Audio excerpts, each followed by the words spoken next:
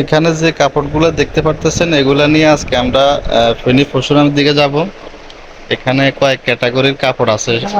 ছোট বাচ্চাদের জন্য এখানে হিউজ পরিমাণ আছে না, ছোট বাচ্চাদের জন্য শার্ট প্যান্ট গেঞ্জি এগুলো আছে, মহিলাদের জন্য আছে তাদের প্রয়োজনীয় জিনিসপত্র, এবং পুরুষ যারা আছে এদের জন্য আছে পাঞ্জাবি প্যান্ট শার্ট ফতুয়া এভরিথিং সব কিছু মিলে এগুলো আছে একেবারে নতুন। এই কাপড়গুলো নিয়ে আজকে আমরা ফেনী পরশুরাম দিকে রওনা হব। এটা শার্ট পুরুষের এখানে রাখে দেন, একদম নতুন। ঠিক আছে রাখেন, ও এখানে রাখেন, পুরুষদের আমার এখানে রাখেন।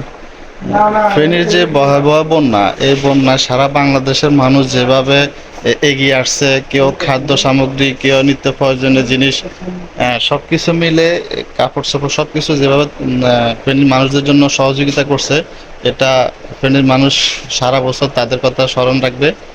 এবং এই ক্লান্তি নগ্ন সময়তে যারা আমাদের ফেনীর মানুষের পাশে দাঁড়িয়েছেন, তাদের সবাইকে অসংখ্য ধন্যবাদ।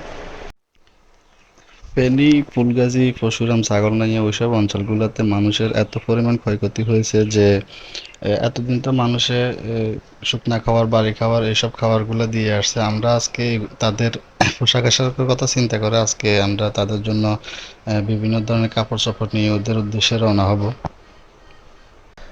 এই কাপড়গুলো নেওয়ার উদ্দেশ্য হচ্ছে এটাই যে ওদের কারো কারো ঘরের বিটা থেকে শুরু করে মানে একেবারে একটা ঘর সাজানো যা কিছু প্রয়োজন সব কিছু কিন্তু পানিতে ভেসে নিয়ে গেছে। ওইখানকার মানুষেরা যে কিছু কাপড় চোপড় সেভ করবে সেই সুযোগ পর্যন্ত ছিল না, কারণ প্রথমে পানি কিন্তু ওইখানে উঠছে এবং কি ওইখানে পানিগুলা 10 থেকে 12 ফুট 15 ফুট পর্যন্ত পানি উঠছে। তো এইগুলাতে মানুষে কোথাও সেভ করবে সেই সুযোগ পায়নি, কারণ 15 ফুট পানি ফুটলে মানুষ কোথায় আর যাবে। কাদের বা দোতলা বিল্ডিং আছে, তিনতলা বিল্ডিং আছে।